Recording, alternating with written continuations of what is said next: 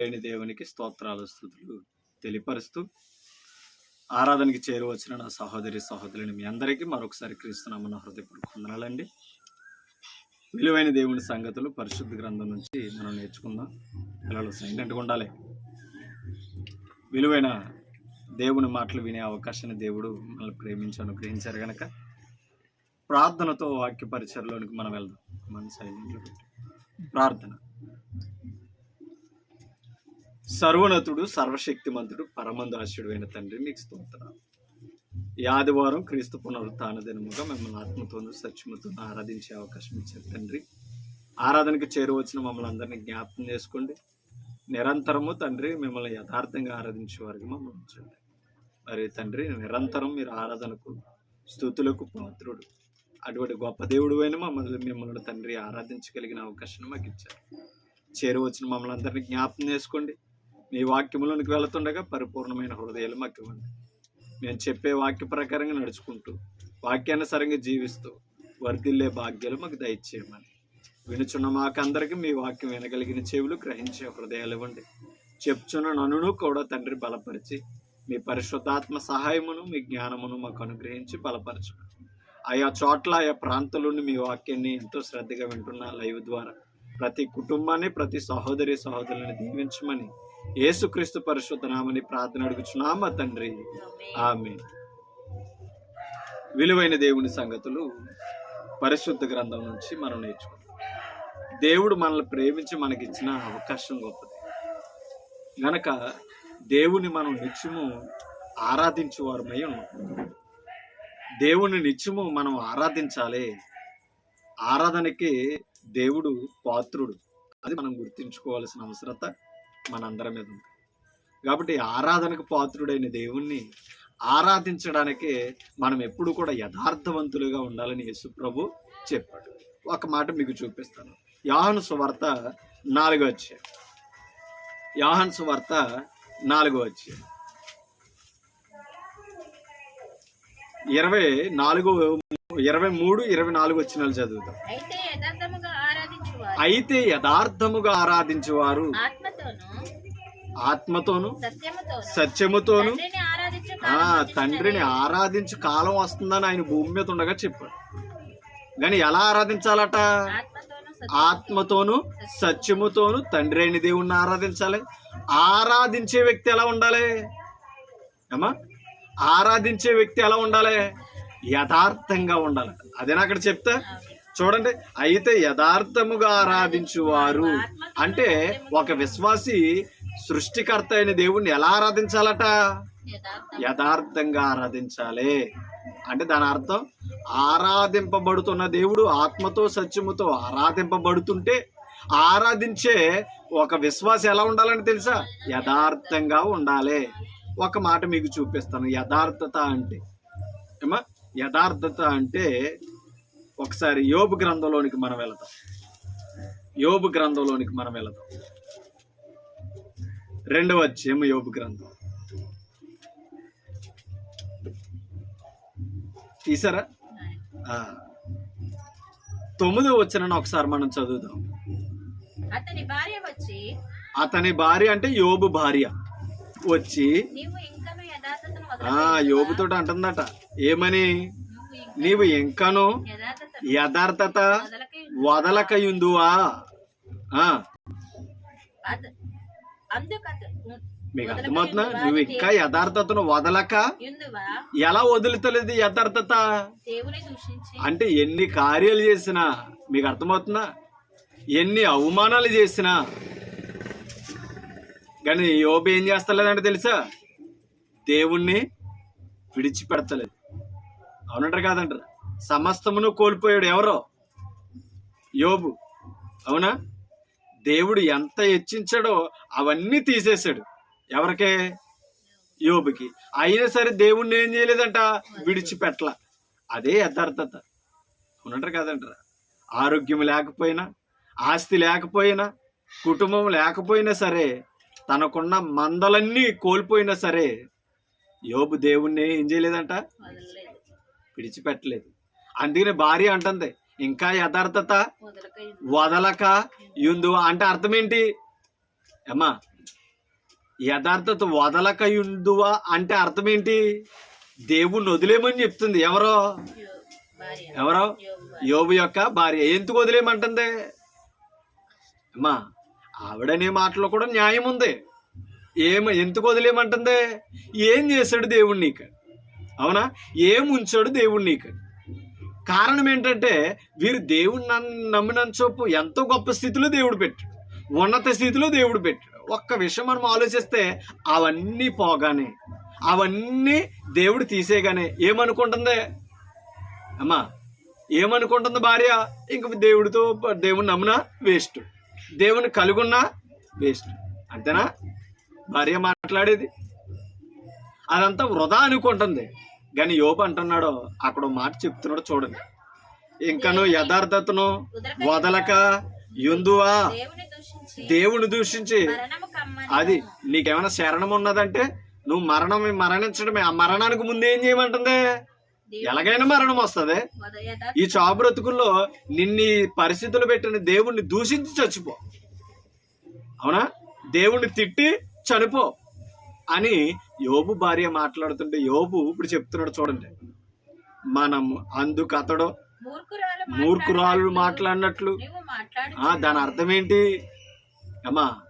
అపవాది మాట్లాడిస్తున్న మాటలవి. ఎందుకంటే సమస్తమును పరీక్షిస్తున్న యోబు విడిచిపెట్టల. కానీ ఒక విషయం అర్థం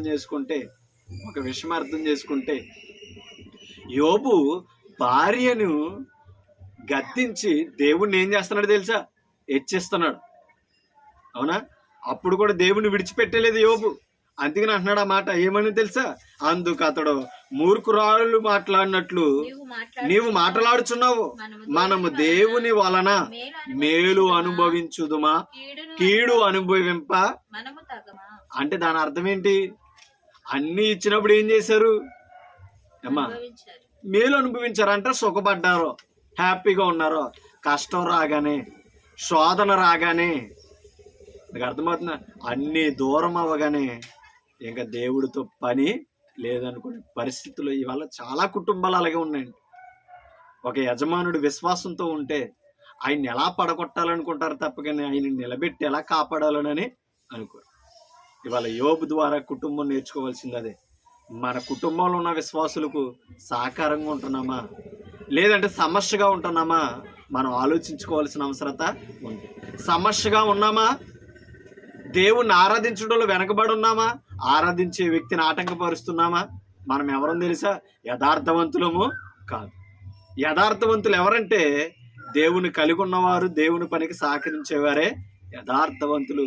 అది మనం గుర్తించాలి. అందుకనే తండ్రిని ఆరాధించేవారు ఎవరుండాలని చెప్తున్నాడు ప్రభు? యథార్థముగా ఆరాధించాలి. ఒకటి, ఆరాధిస్తున్న విశ్వాసులో యథార్థత ఉండాలి. అంటే దాని అర్థం ఏంటి? దేవుణ్ణి వదలక ఉండడం. రెండు, పాపం చేయకుండా ఉండడం. అలాగే దేవుణ్ణి ఆరాధించే వ్యక్తి ఎలా ఆరాధించాలంటే ఆత్మతోనూ సత్యముతోనూ ఆరాధించాలి. ఆత్మ సత్యము లేకుండా ఆరాధిస్తే ఆ ఆరాధన దేవునికి చెల్లేది కాదు, దేవుడు అంగీకరింపబడేది కాదు. అది మనం అర్థం చేసుకోవాలి. అవునంటారు కదండి? ఎందుకు ఆత్మతో సత్యముతో ఆరాధించాలంటే దేవుడు ఆత్మ గనుక. దేవుడు ఎవరట? ఆత్మ గనుక ఆయనని ఆరాధించేవారు ఎలా ఆరాధించాలంటే ఆత్మతో సత్యముతో ఆరాధించాలి. కీర్తనల గ్రంథం 96వ అధ్యాయం 9వ వచనం ఒకసారి మనం చదువుతాం. 96వ కీర్తన 9వ వచనం. ఎలా రావాలంట దేవుని దగ్గరికి? పరిశుద్ధ అలంకారములు ధరించుకొని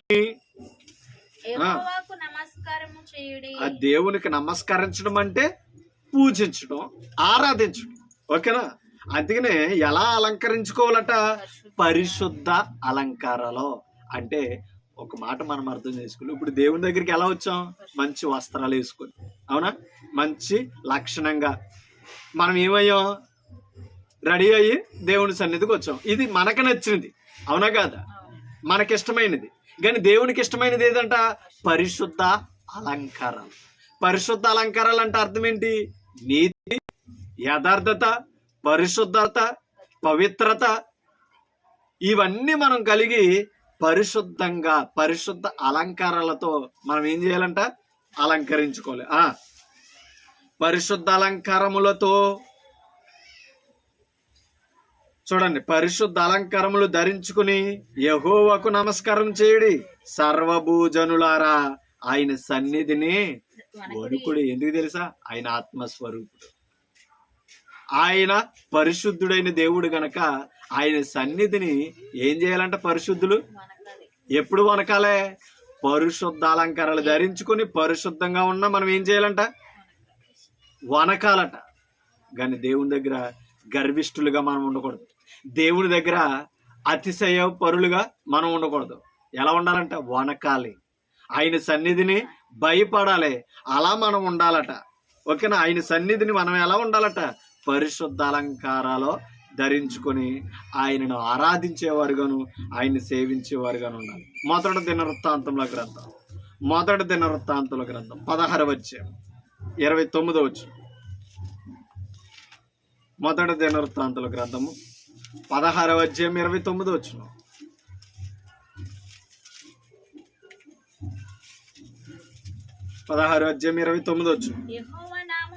యెహోవా నామమునకు తగిన మహిమను ఎవరు చెల్లించాలి? పరిశుద్ధులు. ఆయన చేత ఏర్పరచబడిన వారందరూ కూడా ఏం చేయాలంట? చూడండి, యెహోవా నామమునకు తగిన మహిమను ఆయనకు చెల్లించుడి, నైవేద్యములను చేత పట్టుకొని ఆయన సన్నిధిని చేరుడి, పరిశుద్ధ అలంకారములగు మీకు అర్థమైంది? పరిశుద్ధ అలంకారములగు ఆభరణములను ధరించుకొనుడి, ఆయన ఎదుట సాగిలపడుడి. మీకు అర్థమవుతుందా? పరిశుద్ధ అలంకారాలు ధరించుకోవాలట. ఆయన సన్నిధిని ఏం చేయాలట? సాగిలపడాలి, అంటే నమస్కరించాలి, ఆయనను ఆరాధించాలి. అలా మనముండి ఆయనని ఏం చేయాలంట? స్తుతించాలి. ఒక మాట మీకు చూపిస్తాను చూడండి. ఎందుకు ఆయన మహిమ, ఆ నామమునకు తగిన మహిమ కలగజేయాలంటే కొలసీలకు రాసిన పత్రికలోనికి మనం వెళదాం. కొలసీలకు రాసిన పత్రిక 1వ అధ్యాయం. కొలసీలకు రాసిన పత్రిక 1వ అధ్యాయం తీసారా? 22వ వచనం 23వ వచనాన్ని చదువుతాం. 22, 23. తన సన్నిధిని ఎవరి సన్నిధిని? దేవుని సన్నిధిని. ఓకేనా? తన సన్నిధిని పరిశుద్ధులుగాను నిర్దోషులుగాను నిరాపరాధులుగాను ఎవరిని? విశ్వాసులను. ఓకేనా? దేవుని సన్నిధిని ప్రభు ఎలా నిలబెట్టాలనుకున్నాడంట? చూడండి, పరిశుద్ధులుగాను నిర్దోషులుగాను నిరపరాధులుగాను నిలవబెట్టుటకు ఆయన మాంసాయుక్తమైన దేహమందు మరణము వలన ఇప్పుడు మిమ్మును సమాధానపరచని. ఎలా? దేవునితో ఎలా సమాధానపరిచాడట? ఆయన శరీరమును ధరించి మానవుడికి లోకానికి వచ్చి మనందరి పాప విమోచన కొరకు ఏం చేశాడంట? రక్తాన్ని కార్చాడు, ప్రాణాన్ని పెట్టడం ద్వారా మనమందరము దేవునితో సమాధానం కలిగి ఉన్నాం. ఎలాగా? పరిశుద్ధులుగాను నిర్దోషులుగాను నిరపరాధులుగా ఉండి మనం ఏం చేస్తున్నాం? ఇప్పుడు దేవునితో సమాధానం కలిగి ఉన్నాం. అలా మనల్ని సమాధాన పరచాడు గనక ఆయన నామమునికి ఏం కలగజేయాలంట? మహిమను చెల్లించుడి, పరిశుద్ధ అలంకారములు ధరించుకుని ఏం చేయాలంట? అమ్మా, ఆయనను సేవించాలి, సాగిలపడుడి అన్నాడే లేదా దినవృత్తాంతాల గ్రంథంలో? సాగిలపడడం అంటే ఆరాధించడం కొత్త నిబంధనలో భావం. ఓకేనా? ఒక మాట మీకు చూపిస్తాను. పేతురుపత్రిక మొదటి పేతురుపత్రిక, క్షమించండి, 2వ పేతురుపత్రిక. పరిశుద్ధ అలంకారాల గురించి మాట్లాడతారు. 2వ పేతురుపత్రిక 1వ అధ్యాయం 5 నుంచి 11 వచనాలు చదువుకుందాం. ఆ హేతువు చేతనే మీ మట్టుకు మీరు పూర్ణ జాగ్రత్త కలవారై మీ విశ్వాసమునందు ఏముండాలంట? సద్గుణమును సద్గుణమునందు జ్ఞానమును, జ్ఞానమునందు ఆశానిగ్రహమును, ఆశానిగ్రహమునందు సహనమును, సహనమునందు భక్తిని, భక్తి యందు సహోదర ప్రేమను, సహోదర ప్రేమ యందు దయను అమర్చుకొనుడి. ఇవన్నీ కలిగి ఉండాలట. ఇవే పరిశుద్ధ అలంకారాలు. ఓకేనా? ఒక విశ్వాసి ధరించవలసిన పరిశుద్ధ అలంకారాలు ఇవి ఏమంట? విశ్వాసము, సద్గుణము, జ్ఞానము, ఆశానిగ్రహము, సహనము, భక్తి, సహోదర ప్రేమ, దయ అమర్చుకోవాలి. ఓకేనా? ఇవన్నీ ఏమా కలిగి ఉండాలట. 8వ వచనం, ఇవి మీకు కలిగి విస్తరించిన ఎడల మన ప్రభు అయిన యేసుక్రీస్తును గూర్చిన అనుభవ జ్ఞానము విషయంలో మిమ్మును సోమరులైనను నిష్ఫలులైనను కాకుండా చేయను. సోమరులు అవ్వమంట, నిష్ఫలులు అవ్వమంట. ఏమా సోమరులు అంటే అర్థం ఏంటి? బద్ధకస్తులు. ఇవి సంపాదించడంలో మనం బలహీనులము, అవిశ్వాసులము కాకూడదు. అలా ఏమా నిష్ఫలును, మన విశ్వాసానికి ఫలం లేదు కలిగి జీవించామా మన విశ్వాసం ఏమవుతుంది? ఫలములతో వృద్ధి చెందుతుంది. 9వ వచనం, ఇవి ఎవనికి లేకపోవును వాడు తన పూర్వ పాపమునకు శుద్ధి కలిగిన సంగతి మరిచిపోయి గుడ్డివాడును దూరదృష్టి లేనివాడు అవుతాడు. దూరదృష్టి ఉండాలి. ఎవరికి దూరదృష్టి ఉండాలి? పరిశుద్ధులకు. కాబట్టి మనం పరిశుద్ధ అలంకరణలు ధరించుకొని యెహోవాకు మనం ఏం చేయాలంట? ఆరాధన చేయాలి. క్రీస్తుకు ఆరాధన చేయాలి.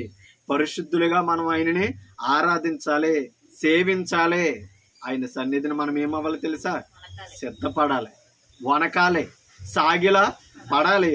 అలా ఆరాధన చేయాలని వాక్యం మనందరికీ నేర్పుతుంది. అలా సంఘంలో మనం వర్తిల్లాలి. అది మనం అర్థం చేసుకోవాలి. ఒకసారి ఏప్రిల్కి రాసిన పత్రిక 1:6 ఏప్రిల్ పత్రిక 1:6 చూడండి. ఏప్రిల్ పత్రిక 1:6 త్వరగా. మరియు ఆయన భూలోకమునకు ఆది సంభూతిని, ఆయన అంటే తండ్రి, ఆది సంభూతుడు అంటే క్రీస్తు, మరలా రప్పించినప్పుడు దేవుని దూతలందరూ ఆయనకు నమస్కారము చేయవలెనని. ఆ దేవదూతలే యేసు ప్రభుకి ఏం చేస్తున్నారంట? నమస్కారం చేస్తున్నారంటే యేసుక్రీస్తు సృష్టికర్త, యేసుక్రీస్తు ఆరాధనకు పాత్రుడు. అది మనం గుర్తించాలి. కింద చదువుదాం. తన దూతల యందు చూడండి, తన దూతలను వాయువులుగాను తన సేవకులను అగ్ని జ్వాలలుగాను అమ్మా చేసుకొనివాడు అని తన దూతల గూర్చి చెప్పుచున్నాడు. గాని తన కుమారుని గూర్చి అయితే, తండ్రి అంట క్రీస్తు విషయమే, తన కుమారుని గూర్చి అయితే దేవా. మీకు అర్థమవుతుందా? తండ్రి క్రీస్తుని ఏమని పిలుస్తున్నాడు తెలుసా? దేవా అని, దేవుడు అని పిలుస్తున్నాడు, సంబోధిస్తున్నాడు. చూడండి, దేవా నీ సింహాసనము నిరంతరము నిలుచున్నది, నీ రాజ్యదండము న్యాయార్థమైనది. ఆయన సింహాసనమే నిరంతరము ఉండేదండి. ఎవరి సింహాసనం? క్రీస్తు యొక్క సింహాసనం. ఆయన దేవుడని తండ్రే ఒప్పుకున్నాడో అది మనం అర్థం చేసుకోవాలి. క్రీస్తు దేవాది దేవుడు, క్రీస్తు ఆరాధనకే పాత్రుడు. అది మనం అర్థం చేసుకోవాల్సిన అవసరం. యెషయా గ్రంథం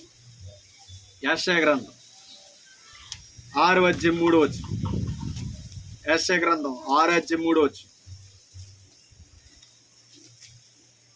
యెషయా గ్రంథం 6:3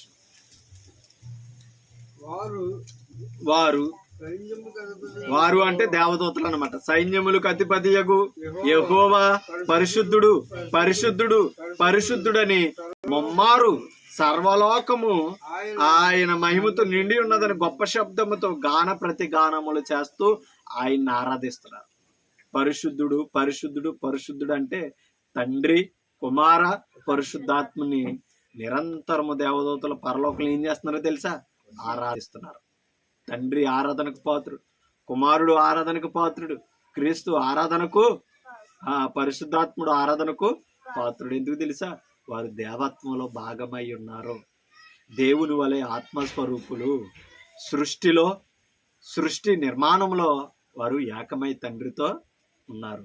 కాబట్టి అది మనం అర్థం చేసుకుని క్రీస్తు ఆరాధనకు పాత్రుడిగా ఎంచింది క్రొత్త నిబంధన. పాత నిబంధన కాలం నుంచి ఆయన ప్రత్యక్షపరచబడుతూనే ఉన్నాడు. అది మనం గుర్తించుకోవాలి. ఒకసారి కొలసీలకు రాసిన పత్రికలోనికి మరొకసారి మనం వెళ్దాం. కొలసీలకు రాసిన పత్రిక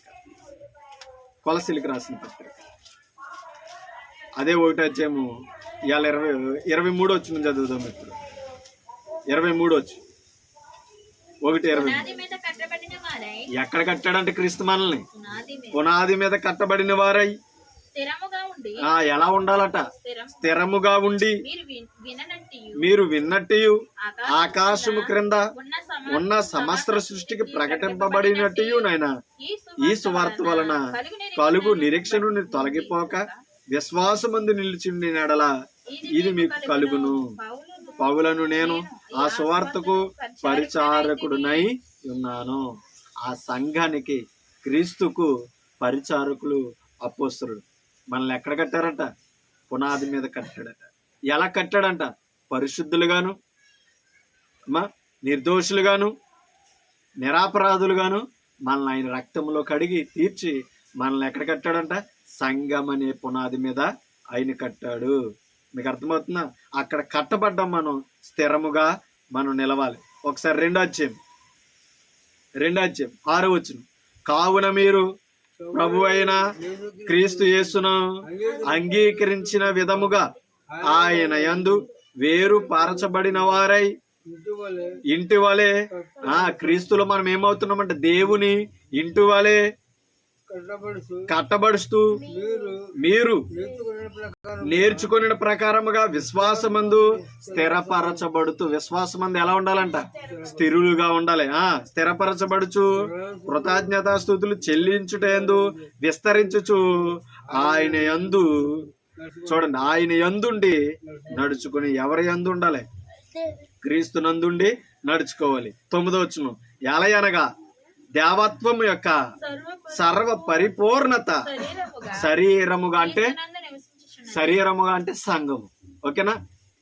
దేవత్వము యొక్క సర్వ పరిపూర్ణత శరీరముగా క్రీస్తునందు నివసించుచున్నదే. అంటే క్రీస్తు ఎక్కడున్నాడో అక్కడ సంఘం ఉంది. సంఘం ఉన్న అక్కడ క్రీస్తు నివసిస్తున్నాడో క్రీస్తుతో పాటు తండ్రి పరిశుద్ధాత్ముడు ఉన్నారు. ఇదే దేవత్వముకు ఉన్న గొప్ప పరిపూర్ణత. ఉన్నత లోకాల్లో నివసించేవాడు దేవుడు. ఓకేనా? దేవుడు ఆత్మ స్వరూపుడు. ఆయన ఆరాధనకు పాత్రుడు. క్రీస్తు కూడా ఆత్మస్వరూపుడు, ఆరాధనకు పాత్రుడు. పరిశుద్ధాత్ముడు ఆత్మస్వరూపుడు, ఆరాధనకు పాత్రుడు. ఇది క్రొత్త నిబంధన సంఘం వివరించిన జ్ఞానం. ఇది అపోస్తలుల బోధలో విధానం ఇది. కానీ ఈరోజు క్రీస్తును దేవుడిగా కానీ ఆరాధనకు పాత్రుడిగా కానీ ఒప్పుకోలేకపోతున్నారు. ఆయన దేవుడండి, లేకపోతే మన పాపాలను క్షమించలేడు, మన పాపాలను కడగలేడు, మనల్ని పరలోకానికి కూడా నడిపించలేడు. కాబట్టి అటువంటి క్రీస్తు మనల్ని కలిగి ఉన్నాం. నమ్మకంగా ఉందాం, స్థిర విశ్వాసం కలిగి ఉందాం, పునాది మీద కట్టబడ్డాం. ఆయనకి ఇంటి వలె ఎదగాలి. సంఘము ద్వారా నిరంతరం ఆయనకి ఏం కలగాలి తెలుసా? స్తుతులు కలగాలి, ఆరాధన కలగాలి. అలా ఆరాధించుటలో మనమందరం కూడా సాకారులుగా ఉండాలని నన్ను నేను హెచ్చరించుకుంటాను, మిమ్మల్ని హెచ్చరిస్తూ ఓపికని మీ అందరికీ హృదయపూర్వక వందనాలు తెలియజేస్తూ ఈ మాటలు ఇంతటితో ముగిస్తున్నాను. Thank you.